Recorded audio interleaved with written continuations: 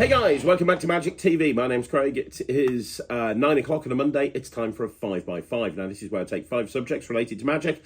I spend 5 minutes talking about each subject, and I move on to the next subject. It's always quick, it's always snappy, and you never know what you're going to get. Now, today, on this week's 5x5, I'm doing a bit of a special. I'm highlighting 5 routines, 5 twisting routines, that you might not have seen before, and I'm going to perform all 5 of the routines and tell you where you can learn them from. Now, when I talk about twisting routines, I'm talking about like variations of the classic twisting the aces. So if you don't know, Di Vernon invented twisting the aces many years ago, and it has become an absolute classic. There are dozens and dozens and dozens of variations of twisting the aces. Now, the original twisting the aces involved 4 cards. There were no gimmicks, there were no extras, and one by one they turn face up until all 4 of the aces turn face up. Now, over the years, there's been variations involving gimmick cards, variations involving very complicated sleight of hand, almost self-working variations, some very clever, some that don't really add anything to the plot. I've published many different variations myself of twisting the aces. A couple of them went on the Cube 52 project. Lots of different versions out there, and what I wanted to do on this video is highlight 5 different kind of variations of twisting the aces, versions that I've performed over my career, versions that I continue to perform, and versions that I think are worthy of your study.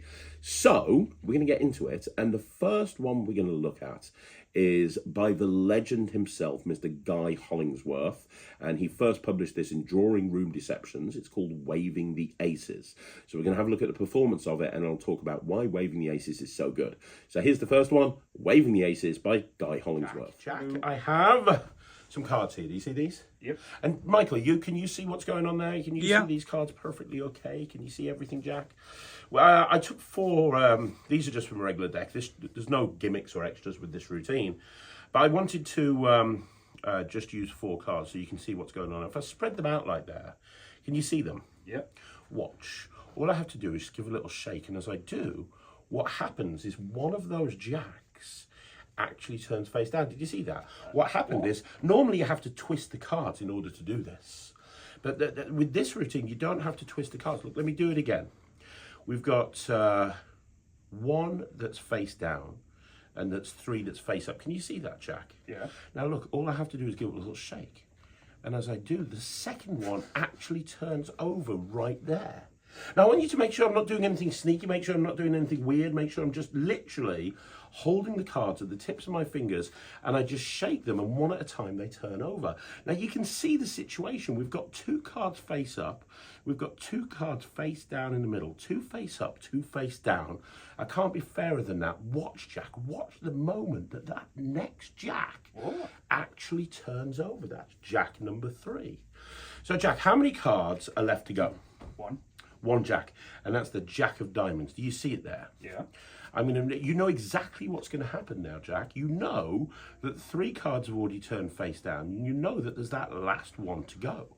I can even hold it like this so you see everything. Jack, it's not going to happen until you say go. Go. And just like that, Jack, that's the last one. And that's all 4 jacks turned over. Jack, that is the jack of clubs, the jack of hearts, the jack of spades, the jack of diamonds, the 1, 2, 3, 4 jacks. Wow. Okay, so for me, Guy is one of the greatest living magicians of all time. I mean, his sleight of hand is amazing. What he did for the Torn and Restored card plot can never be understated. His book, like I say, Drawing Room Deceptions, is brilliant. Guy is an incredible magician, and he looks like a magician as well. He is definitely a magician's magician. And one of those people that you just watch and you just wish you were as good as him. Now, Waving the Aces is exceptional. And one of the reasons it's so good is because you can be staring at that spread of cards and you will literally just see the card turn over. There's no cover. It's not like you're closing the cards up and then counting through them. It's nothing like that. You spread the cards out, they see the 4 cards, and then instantly one of them turns face down while the cards are in a spread condition. You compare that to something like the original Diverne and Twisting the Aces, where you're counting the cards each time from one hand to the other. You can see how clean this is. Now, in the original write-up of Waving the Aces, Guy talked about 2 different ways of doing this. And the first way was up here, and it was up towards his face, which was great for a parlor type environment where people are in an audience watching, sitting down and watching you. You want to bring the cards up here like this. The way that I perform it is another variation that he talked about in his book, which is designed for a walk around performer. I really exclusively perform this in a walk around setting, and the way that I like to do it is perfect for walk around because people are looking down at the cards, and that's perfect for the environment in which I want to perform this.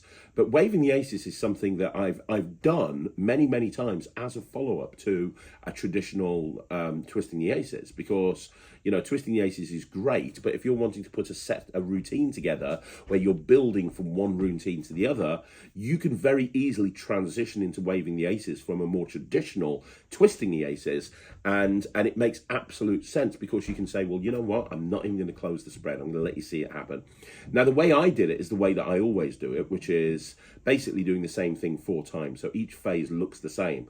And I think the reason I like it that way is because it's just remarkable. You can be staring at the cards, staring at the hands, and not see anything. Now, in Guy's original write-up, I think one of them happened when he closed the spread and he opened the spread, and the first one went over, then the second one he covered, the third one he just shook.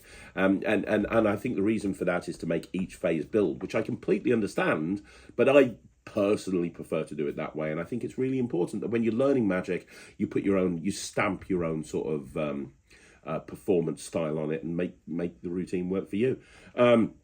Regardless, Waving the Aces is absolutely incredible, and if it's not something that you've studied, it's not something that you've learned, you really should. The other thing that you will learn with Waving the Aces, you'll really be able to fully understand the importance of the on-beat and the off-beat, which is something that Guy's talking about for years, which is the whole idea of the move happens on the offbeat when people aren't focused on what you're doing. And this routine is the perfect example. When the card turns over, they can be staring at your face. Staring at the cards. And it's only afterwards, when they've seen the card turn over and they're relaxed and they're kind of talking to each other, that the move happens to set up the next phase. Nobody ever sees it because the attention is just on the correct place. There's a big disconnect between the moment of magic and the perceived moment of magic, which is just perfect. So there you go. That's the first Twisting the Aces variation that you've never seen before. It's amazing. I absolutely love Waving the Aces. It's probably my favourite version of this plot, but now we're going to move on to something else. Now we're going to move on to a routine of mine, actually. Let's have a look at it. This is called Mental Twist. Jack. Hello. Hey, buddy. I've got a pack of cards. Nice. 52 cards, 52 possibilities. Exactly. And before we start, I want you to see that all the cards are there. All the cards are different. But I'm going to get you to name a card. You can name any card you want to. I'm completely indifferent to the choice you're about to make. When I snap my fingers, just name any card that comes into your head. Not a joker, ideally, but other than that, you're free to choose. Do that right now. 5 of clubs. You sure? Yep. Okay. We're going to get back to that in a minute, but first of all, I want to show you the difference between sleight of hand and mind reading. Okay? So a lot of people turn around to me and say, Craig, you're a magician. Matt's a mind reader. What's the difference? Isn't it basically the same thing? And the answer is no, there's a big difference between the two. And I'm going to show you the difference right now. I'm going to show you as a magician the sort of thing I would do. And then I'm going to show you what Matt would do as a mind reader. Okay, because mind readers are all about making a prediction. But I'll show you some magic first of all. So I want you to have a look at this. So we've got four twos. We can use the 4 twos for this. And I'm going to try and turn one of those twos over without you actually seeing me do it. So I'm not going to physically turn it over. Look, if I do this and give it a little twist, just like that, that is one of the twos has turned face down. We've got the two of hearts there. Now you might have missed it, so I'm going to do it again. This time, if I give the packet a twist that way and back this way, this time the 2 of hearts is face up, but the 2 of diamonds is face down. So we've had the 2 red 2s turn over. Now, if I just twist again like this, what happens is that red 2 turns face up, and this time the 2 of spades turns face down. Oh. So we've done 3 of them. The last one's the 2 of clubs. Watch, all I do is this, and just like that, hopefully with any, yeah, there's the 2 of clubs. It's kind of crazy, don't you think? Just a tad. Now, it's only an illusion. Genuinely, it's only an illusion. What I mean by that is if I give it a little twist again, all of the 2s turn face up. Now, that is sleight of hand. That's basically me spending years studying sleight of hand, because what I'm doing here is when you're not looking and you're not watching, I'm literally turning the cards over. That's how this works. Now, as a mind reader, Matt doesn't do that. Matt does something completely different. As a mind reader, Matt's job, in essence, is to try and predict what's going to happen ahead of time. And he'll make a prediction. But if I was going to make a prediction, he'll predict something that's going to happen in the not too distant future. If I was going to make a prediction as a magician, I would do a prediction like this. I would magically make a prediction appear. Why? There, I've made the prediction appear on these cards, because now, if this one says the, this one says 5. It can't be. This one says of. And finally, this one here says clubs. What That, the hell? if I was doing mind reading, is how I would make a prediction. Jack, you can check those out and have a look at them. That's insane. Okay, so that was called Mental Twist, and this is an unpublished routine of mine. I'm planning on putting it up on the Netrix in the next 2 to 3 weeks. But this came about as a result of wanting to do a Twisting the Aces routine, but having a kicker at the end that really punctuated the end of the routine. I talked about this on the Cube 52 project. I talked about the problem with Twisting the Aces being there's not a big finale. The same thing happens 4 times. So the audience know what's going to happen at the end of the routine, because halfway through they're expecting it, right? And I went through a couple of different ways of actually bolting a finale onto the end of a Twisting the Aces routine in Cube 52. I talked about how you can actually really kind of take the finale and move it in a different direction, and a lot of people really like the final twist, which is the routine that I put in Cube 52. There's also a variation of that on the Netrix as well, but this is something that I've been working on now for about 6 months, and it's been tested in the real world. It gets great reactions, and what I love about it is it's a completely free choice of card. And that's what's really nice about this. This is a completely free choice of card. You open up by saying, look, name a card, any card you want to. Now, I've played around over the last few months with having them write the card down on a card and peek it. Because obviously you need to know what card they're naming. And I thought initially, would it be weak to have them name a card? So I had them write it down on a business card and put it into an Orphic wallet and peeked it. And then I went into the Twisting the Aces. But it didn't really add anything, to be perfectly honest, because when you have someone name a card, you then move on for it and they completely forget that they've named that card in the first place. The nice thing is, you'd think this is a fully gimmick deck, but it's really not. There's a small setup of about 15 cards, something like that, 16 cards. There's a very small setup, but the majority of the cards are completely normal, which is perfect, absolutely perfect, because it means that what you can do is you can do most routines that you'd want to do with a deck of cards. You could do with this. You can do a whole bunch of different routines, and when you want to go into this, you can. You're set, as you saw at the beginning. You can have the cards shuffled. There's not a stack, but there is a setup. And what it allows you to do, as I say, I love the fact that you have the card named, but then you move on to something else. You go, well, let me show you a little bit about what I do as a magician, and you do a very clean Twisting the Aces. And if anyone's seen my Magic Button project, you'll know that sequence that's used to do the Twisting the Aces style routine is something that I've done for years. I absolutely love that sequence.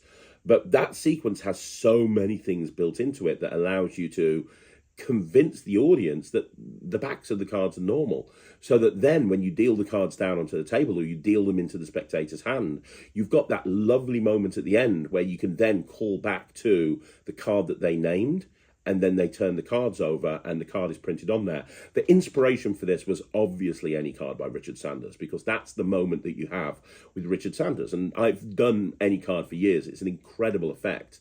And I wanted to achieve that same sort of thing, but without actually using a fully gimmicked deck with rough and smooth and so on and so forth. I wanted to be able to do it with just a regular deck of cards. And that's what Mental Twist is. It allows you to do that same sort of revelation at the end, but with a regular deck of cards. And the nice thing is, although the majority of the cards in the deck can be examined, and you could very easily make the whole thing examinable if you want to, the focus is on the cards that are on the table. The focus are on the twos in this case, because that's where this incredible moment has happened, which is really cool. The other thing that I've done with this in the past, just to be complete, is I've actually done it so that the entire deck can be shuffled and examined. And how I've done that is I've had the preparation for the deck done with UV ink. And at the beginning, I give them a UV torch, and I say that'll become important a little bit later on. And I then go into this whole routine, and it doesn't look like anything's happened. You know, you turn the cards over and nothing happens. And then you take this torch and you shine them onto the deck, and they don't see anything on the deck. But then when they shine the torch over the cards on the table, now suddenly the name of the card pops. And the beautiful thing about that is you could now, with that setup, the deck can be used in any way that you want to use it. You know, you've got a deck of 52 regular cards, so to speak, that as long as you...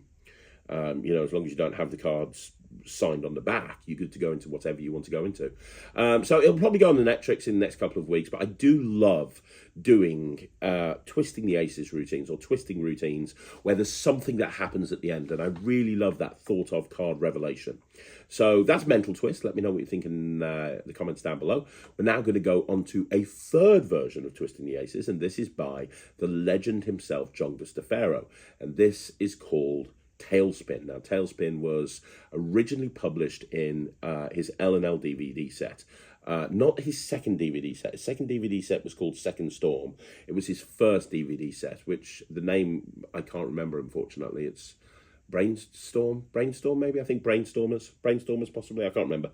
But he's also published it, or a variation of it, in his book 1 Degree. It's an amazing twisting routine, and there's a lot that happens. Let's have a look at it. So I've got a pack of cards, and the first step here is we're going to use a 4 of a kind, but you get to decide which 4 of a kind we use. What would you like, Jacks? What would you like, Jack? The ace, 2, 3, 4, 5, 6, 7, 8, 9, 10, Jack, Queen, King. It's going to be sevens. Sevens. Lucky sevens. So we'll take out the 7 of hearts.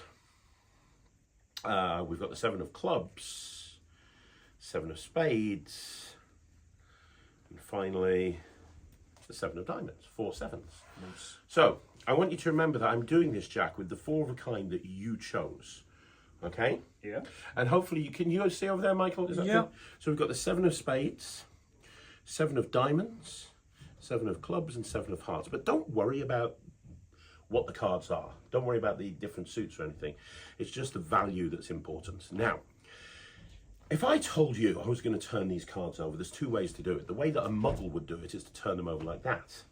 The way a magician would do it is to twist the cards. Now, this is a technique developed by a very famous magician called Di Vernon.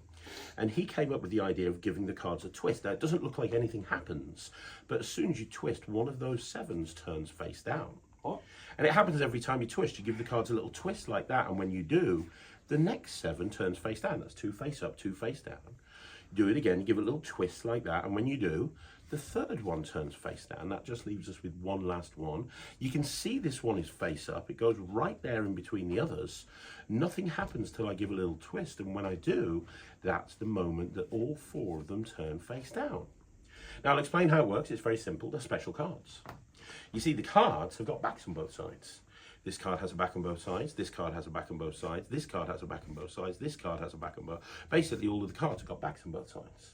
And I make them look like they're face up and face down. I can make them look like anything. Like at the moment, they look like backs. A second ago, they look like sevens. My favourite cards are the aces. So if I do that, I can make that one look like an ace. What? In fact, if I want to, I can take that one and do this. And I can make this one look like an ace. In fact, if I want to, I can make all of them look like aces. Because that's what these cards do, you see, Jack. Following? Not really. Now I can tell. The only thing is I feel bad. Do you know why I feel bad? Why? Because you said you wanted to see a trick with sevens. And I turn them into aces, and I feel bad about that. So I'll tell you what, hold your hand out for me. We'll do this from a distance. Watch. Spades, clubs, diamonds, hearts. From a distance. Are you ready? Sure. Watch. Just with the other hand, all I want you to do is snap your fingers. I can't. Try your best. That's it. Can't swap hands. No, you're doing good. You're doing great. You're doing great. Turn them over. Have a look. That's the 7 of hearts. What? That's the 7 of clubs. That's the 7 of spades. That's the 7 of diamonds. That's the 4-7. So you're probably wondering where are the aces, right? Yeah. Well, watch the deck. I'll make the aces come back when you say go. Go. Did you see them come back? No. Well, the only way to make them come back is to make every single card vanish in the pack, except for the 1, 2, 3, 4 aces. They're the aces. They're the 7s. That's for you. And that is Tailspin. So what I love about that routine is there is a lot that is going on.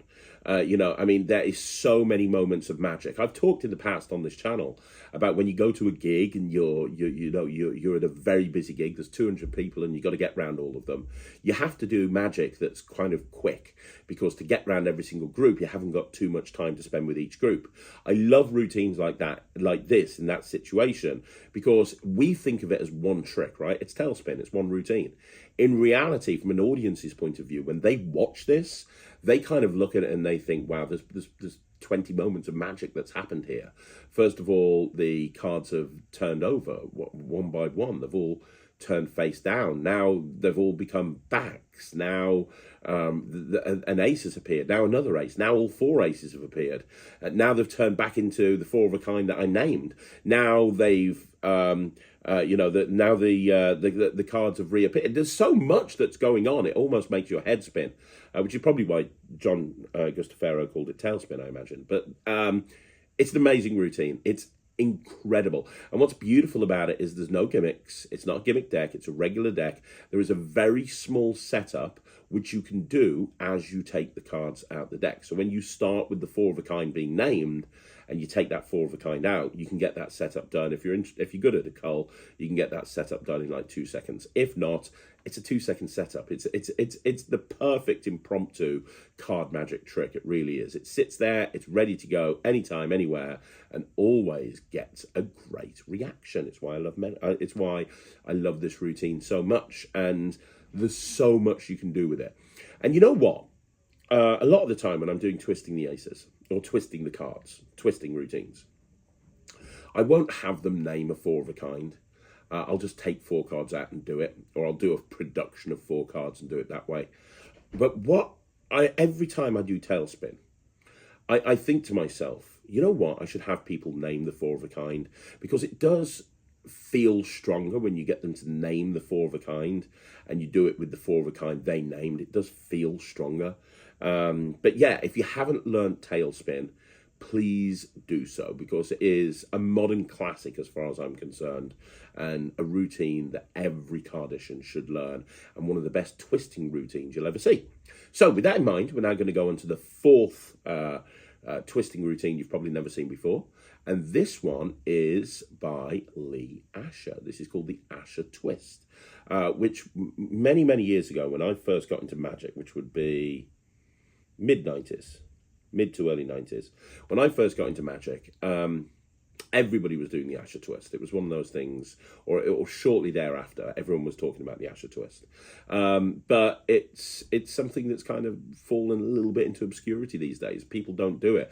And it's such a shame, because I think for a walk-around piece, this is one of the best walk-around routines that you can do. Let's have a look at it. This is the Asher Twist. Have a look at those. I've got 4 jacks. I use jacks because you are a jack. So technically we've got 5 jacks. But we're only going to use 4. Okay. Are we good? So have a look at this. Come a bit closer. Have a look at this. We've got 4 jacks, right? Now I'm going to try and do this 4 times. All I have to do is snap my fingers, and when I do, one of those jacks actually turns over like that. Now let me do that again for you. Every time I snap my fingers, one of those jacks turns over. You can't see Jack's face, but he's looking so confused, because every single time I do this and another jack turns over, it gets more and more confusing, right? We've got one last one to go. Say go, Jack. Go. Go. That's when the final one turns over. That's all 4. Now, would you like me to make them turn face up again? You're just going to flip the cards. Well, no, I'm just going to turn one of them face up. And by turning one of them face up, that's kind of the Jack of Hearts is the leader Jack. And by turning one of them face up and snapping my fingers, they all turn face up to go with the Jack of Hearts. And Jack, that is the Asher twist. Okay, so that was the Asher twist by Lee Asher. I mean, it's an incredible sequence. It really is. And again, there's a lot going for it. It's just 4 cards. There's no gimmicks. There's no extras. It is just 4 cards and you're good to go. Now, there's positives and negatives to this routine. The positive is it really is one of the cleanest twisting style routines that you'll see. They see 4 cards and boom, one turns over, boom, another one turns over, boom, another one turns over. It looks incredible, and there's so many applications to this. You know, Paul Wilson has got applications of this with his, is it Ricochet? His Ricochet routine, I think it is, which is like a 4-for-4 transpo routine. He's got variations of using this move. It's a great move. Now, the negative is it can be quite angly if you view it from the front. It's perfect for walk around, because when you're doing walk around, people are looking down at your hands. This is like one of the best routines you can do. When we were filming this, I asked Michael to film it with the camera pointing down, because that's the optimum sort of the performance conditions that this routine needs to be performed in. And I don't know how it looked on camera. I hope it looked pretty good. But the way that people kind of observe the trick, the way that it's looked at, you need to be doing it in a walk around situation where people are looking down at your hands. So that's the negative. It's not really a negative, but it's something that's worth knowing, because once you are aware of that condition, you can then perform it in the correct environment. And I think that's really important. You know, I speak to a lot of magicians and they don't take that into consideration. Just the simple fact is, there are certain routines that are better performed in close-up, certain routines that are better for parlor, certain routines that are better for walk-around, certain routines that are better for stage. And you can't necessarily do a stage routine close-up. You can't necessarily do a walk-around piece on stage. You know, I saw somebody doing an invisible deck a little while ago. And it was on stage in front of a couple of hundred people, and they were doing the invisible deck down here like this and spreading it in between their hands, as opposed to coming up here like this. It's little things like that that really make a big difference. Knowing when to perform a routine as opposed to when not to perform a routine. This is a perfect walk-around routine and looks great. And I love that kickback at the end where you turn one king over, or 1-7 or whatever the cards are, and then they all turn over at the same time. It is exceptional. It's not a difficult routine. It's a technique, really, the Asher twist. And it's not a difficult technique to learn, but it's something that's a bit knacky that will take a bit of practice. But once you've practiced it, you'll find that there's a lot of applications to that move as well. Anyway, that's the 4th one. We've got one more to go. And the final one is going to be Twisted Collectors by J.C. Wagner. Now, J.C. Wagner, I have a very soft spot in my heart for. Unfortunately, he is no longer with us. Rest in peace. If you don't know who J.C. Wagner is, J.C. Wagner was one of the greatest bar magicians of all time. Like, literally up there with Scotty York, up there with the best of the best, as far as I'm concerned. He was, you know, he's even up there, as far as I'm concerned, with my favourite bar magician, Doc Eason. And he released a lot of magic over the years before he passed away. His 7 Secrets books were incredible. He never did an L&L DVD set, but he did several DVDs for A1 Multimedia back in the day. And what you're about to see is one of the routines from those DVD sets in his books. It's called Twisted Collectors. He's taken a Twisting the Aces routine and put it with a collector's routine. If Collectors and Twisting the Aces banged and had a baby, this is what the offspring would look like. If you haven't seen it, you're about to. Here it is, Twisted Collectors by J.C. Wagner. It's card trick time. Very exciting. I hope so. We need the 4 kings for this trick. Do you know why we need the 4 kings? So we can sing Singosana? No, because this is a 4 king good trick. Anyway, I'm going to try and find it. Look, as I cut through the cards, just say stop. Stop. Okay, let's see how you're done. Jack, you managed to find a jack. You managed to find a king. How's that? That's pretty good, right? You found one. I need to speed things up, so I'll find the other 3. There we go. 1, 2, 3, 4. Perfect. Now we can do the trick. That's not the trick. That's me finding the kings. But the trick involves doing something with the kings and a pack of cards. So put the kings to one side. I'm going to put them so that I can't get to them. They're out of my reach. Look, there you go. And I want you to grab any 3 cards out of the deck that you want to. It makes no difference. Take any 3 cards. There we go. That's 1. Good stuff. It's very exciting. 2. You're very good at this. Thank you. 3. Perfect. Show the cards to the camera, and obviously remember them. Very important you remember them, because if you forget them, it's not a great trick. And also I want to point out that there's no way I can see what those cards are. There's no way I can see through the cards. And obviously, just so you can see, there's no marks on the back either. It's very important that I can't see anything, Jack. It's very important that... Okay, you caught me. It doesn't matter whether... You're very discreet. I did try to be. No, it doesn't matter whether I see the cards, but I'm going to lose them into the pack. So we've got the 8, the 10, and the 2. 3 cards right there, going into 3 different parts of the deck. And just so that they really do get lost, I will give them a bit of a shuffle as well. Just make sure that they really are lost in there. You happy? Yes. Good. So the reason I need the kings, in essence, is the kings are going to help me find your cards. And the reason is the kings are the most powerful cards in the pack.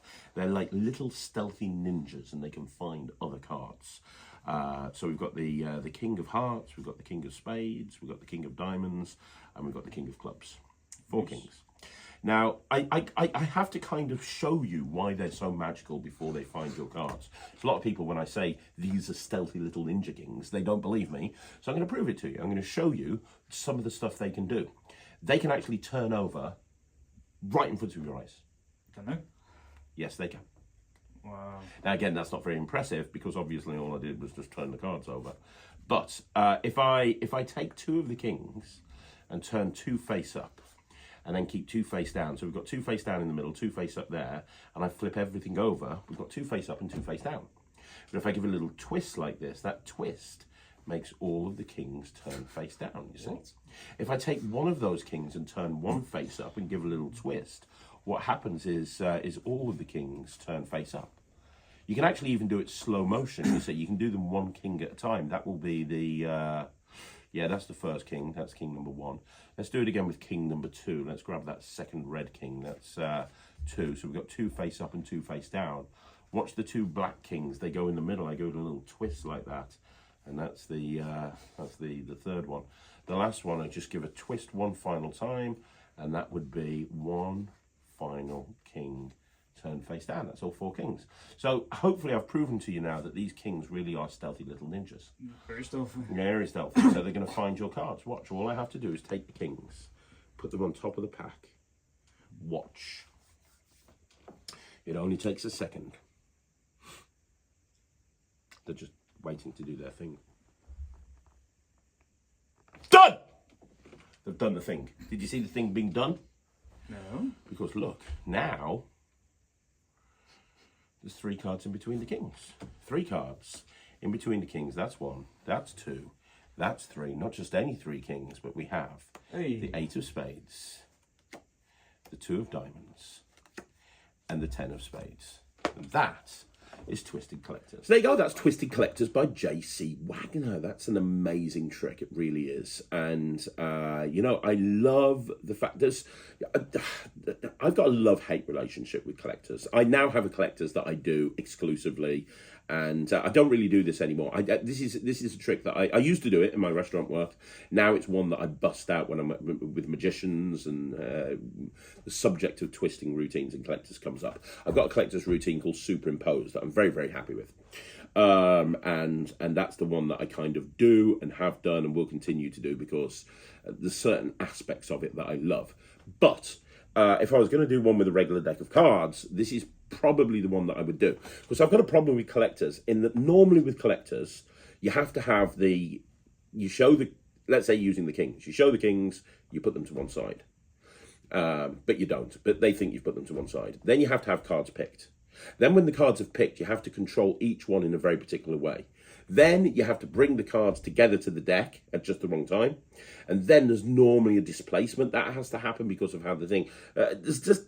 You know, it's very convoluted. A lot of the handlings I've seen are convoluted, to say the least. This it really isn't. So you have the kings, you put them to one side. You can even give them to a spectator to hold. You have the 4 cards picked. As you saw in the routine, I just look at them. It doesn't make any difference. You lose them in the pack. You lose them in the pack. And then you show the kings, and you go into the twisting routine, and you forget about the selections. But the beautiful thing is the twisting routine looks amazing because, first of all, it's more than just the 4 cards turning over one by one. First of all, you know, they turn face up. 2 face up, 2 face down. They all turn face down. Then they all turn face up. Then they turn face down one by one until all 4 of them are face down. But it's a really strong twisting sequence. But during this twisting sequence, what you're doing is you're setting up the collectors. So by the time you finish that sequence, the collector's routine is done. You have positioned the selected cards where you need them to be able to make the collector's routine work. And I love the fact that the bit of collectors that I don't like, which is the procedural part of interlacing the selections in between the cards in a secret way, is done during the course of another routine. So that when you finish that routine, you just literally pop them on the deck and you're done. The spectator can pick the cards, spread them out. There's no displacement at the end. Each card is where it's meant to be. Everything's examinable. It's a regular deck of cards. There's no setup to it at all. You just take the kings out. They can pick any cards they want to, and you're good to go.